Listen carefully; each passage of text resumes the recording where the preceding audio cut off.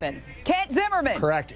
And also, we live under the rule of law in this country, and the law is very relevant here. Missouri law says specifically that the police officers, in trying to effectuate an arrest, can use deadly force if they believe that they need to in order to prevent either serious bodily injury or death. Not just death, but serious bodily injury Let me go to Twitter for a second. Let me go to Twitter because by the police, they're stopped more often than their non-African American peers. They're arrested more often than their non-African American peers. They're convicted more often than their non-African American peers. Yes. And the race relations in this country as it relates to African-American men and police is well documented. So to say that police are not out just shooting African-American men is just flat out wrong because they are.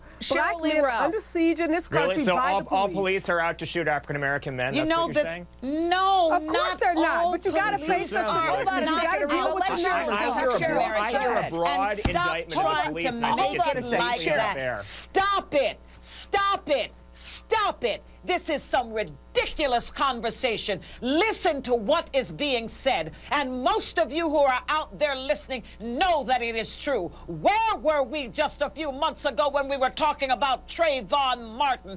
Come on. You know where we were when we were talking about Eric Garner. Don't act like it doesn't happen more times to young black and brown men in America. You know they have to be given. You know they have to be given manuals about how to approach the police officers. Don't start talking like it doesn't happen. You know it's real. You know it's a fact. To broadly indict all police officers. Play it and make it less than what it is.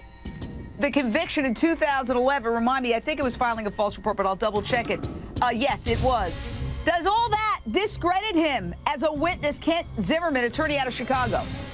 You know, I think the two things that discredit him the most are actually two things he said that contradict the family's autopsy results. And those two things are, one, he said that the victim was shot in the back. And in fact, the autopsy says he wasn't shot in the back. And the other thing he said was that after he was shot, the witness said he lay suffering as he died on the ground. And the autopsy said he didn't suffer at all after he was shot fatally. So those are two things that he said that conflict with the autopsy. I think those are likely to hurt his credibility, but that'll be for the grand jury to decide.